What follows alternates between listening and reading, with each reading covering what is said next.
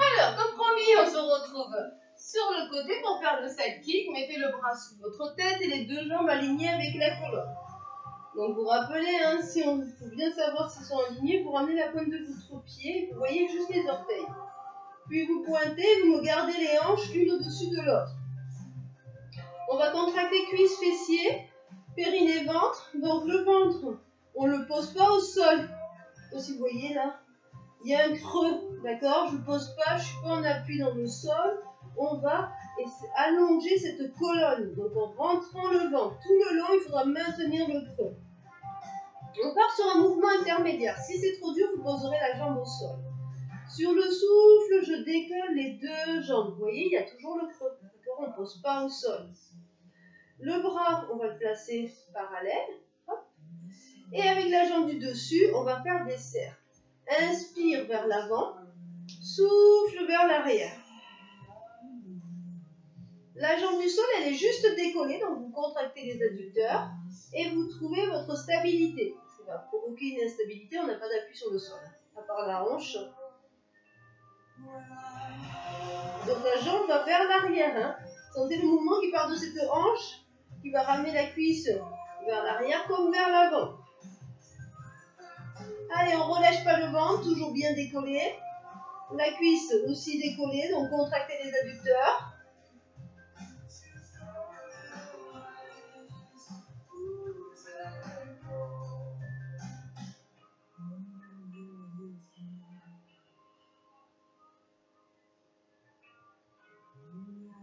Inspire et on va changer de sens. On va aller vers l'avant, puis on part vers l'arrière.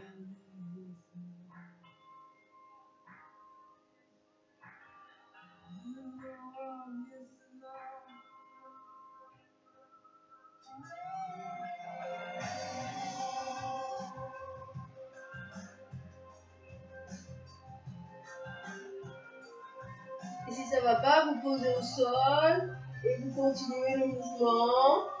Toujours en gardant le creux au niveau de la taille. Et le bras aussi, on peut le mettre le long du corps. Ça va vous donner un peu plus de stabilité. D'accord? Je finis sur du facile. Donc, sentez bien le travail fessier. D'accord? L'engagement de vos abdos et de la cuisse. Encore deux. Pensez à aller bien vers l'arrière aussi. Hein, de bien sentir ce mouvement. Visualisez la pointe de votre pied qui fait des cercles sur le mur.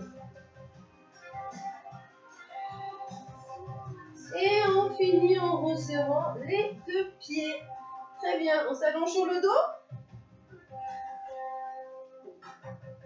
Alors, on va enchaîner le shoulder bridge. Donc, on va resserrer les deux pieds et les deux genoux ensemble. Ça, c'est important. D'accord? De ne pas laisser partir ses genoux. Donc, vous allez travailler les adducteurs aussi. Hop, d'avoir les talons sous les genoux. Et si vraiment vous sentez que vous ne arrivez pas à les maintenir, mettez quelque chose entre vos jambes. Comme ça, vous serez obligé de tenir l'objet, une feuille, je ne sais pas, quelque chose de léger quand même, mais qui doit être maintenu. Les pieds restent collés, les bras le long du corps. Alors, on replace le périnée et le ventre. Et sur le souffle, vous me basculez le bassin. On va plaquer le dos, contracter les fessiers et monter le bassin vers le plafond. Prenez appui, talon omoplate. Inspire, je tends la jambe. Souffle, pose. Les genoux sont collés. Et quand je tends la jambe, elle n'est pas en dessous ou au-dessus du genou. Hein. Inspire, déroule le dos. Mobilité de la colonne. Et je retrouve la courbure physiologique de la colonne. Hein. Allez, on reprend. Sur le souffle, on bascule. Prend appui, vous allez sentir les lombaires dans le sol. On prend appui, talon omoplate. Monte le bassin en serrant bien ses deux genoux. Inspire, tend et contracte la cuisse. Souffle, pose. Relâche pas les fessiers, hein. Pousse le bassin vers le haut. Et déroule. Inspire, en déroulant, on repose les lombaires. Et on retrouve le neutre. D'accord? Ça, c'est important de bien relâcher ce bas du dos, de retrouver de la mobilité de la colonne. Donc, prenez le temps de dérouler tout doucement et de poser les lombaires avant les fessiers. Si c'est trop dur de maintenir les deux genoux serrés et quand vous déroulez, vous ne sentez pas ce bas du dos, ouvrez. Mettez les pieds largeur du bassin, d'accord? Hop. Et je bascule, je contracte, je monte. Inspire, aspire le nombril, reste dans cette position. Et sur le souffle, on déroule. Et là, on essaie de poser le bas du dos. D'accord? Donc, je vous remonte. Toujours, on ne fait que le bassin. Hein. Je monte et j'enroule la colonne. Appui talon, omoplate. On allonge et on maintient le bassin aligné avec les épaules et les genoux.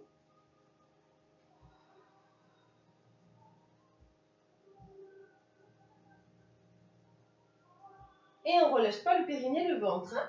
Allez, je remonte avec les pieds et genoux serrés. Soufflez.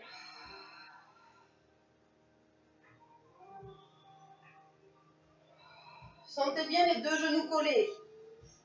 Contractez la cuisse. Et maintenez le ventre rentré en déroulant la colonne.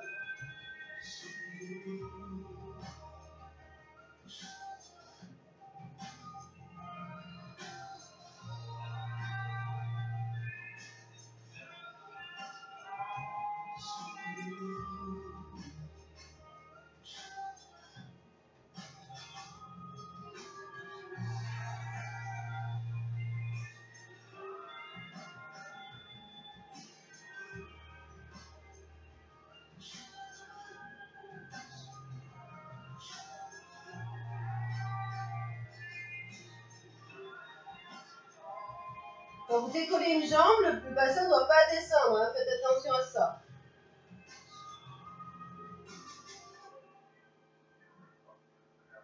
Allez, encore une fois.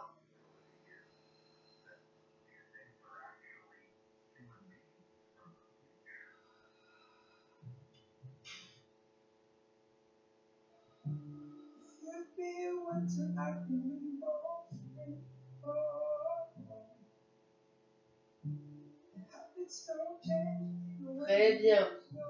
Donc là, on va enchaîner avec le double leg stretch. Vous reprenez les pieds largeur de votre bassin.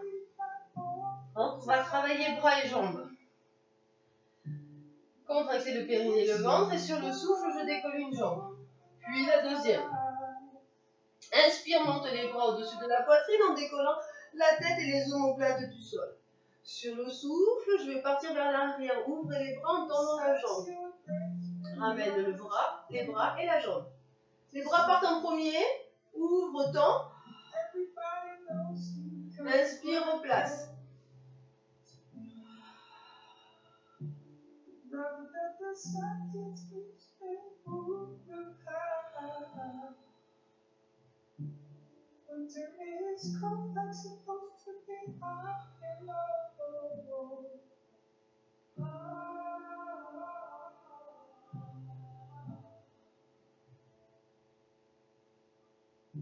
Allez, on essaie de maintenir les épaules et les omoplates décollées. De contracter, d'engager cette cuisse.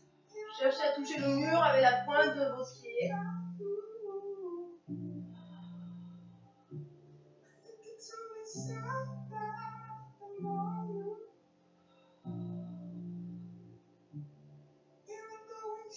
Et de bien garder ses genoux au-dessus des hanches. Quand je tends, je ne dois pas avancer le genou, d'accord? Sinon, ça va vous tirer au niveau du dos. Donc, ne relâchez pas ce ventre. Allez, encore 2 cercles.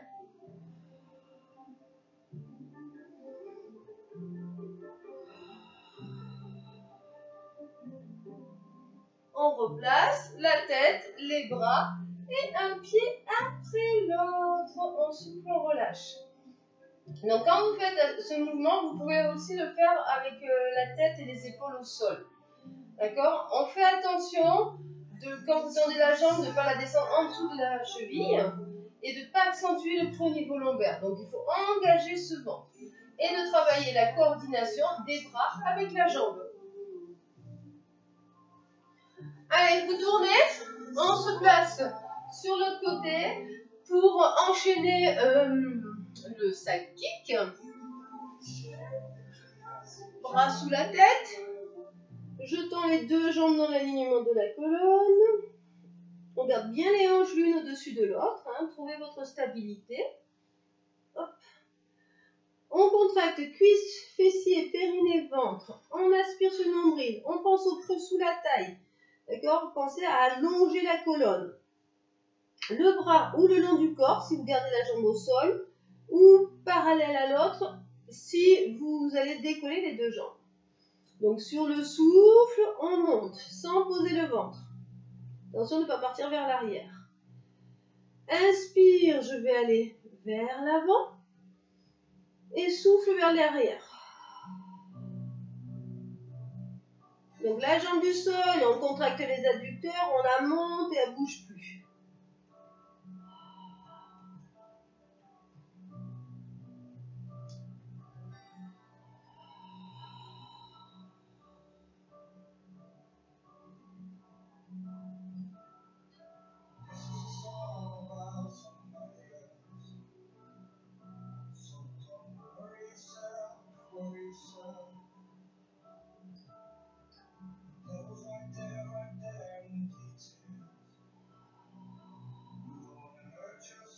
Allez, la dernière. Et après, vous changerez de sens. On va inspirer, aller vers l'avant et on part vers l'arrière. Soufflez.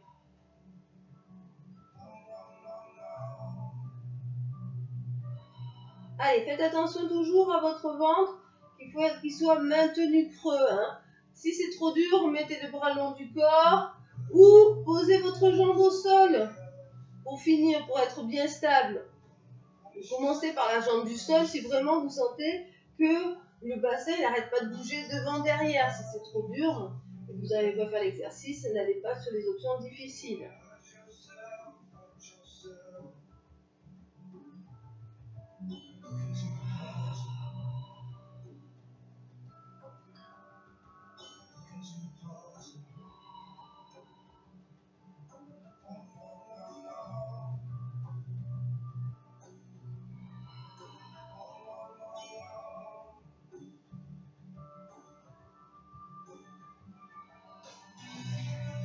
Allez, la dernière.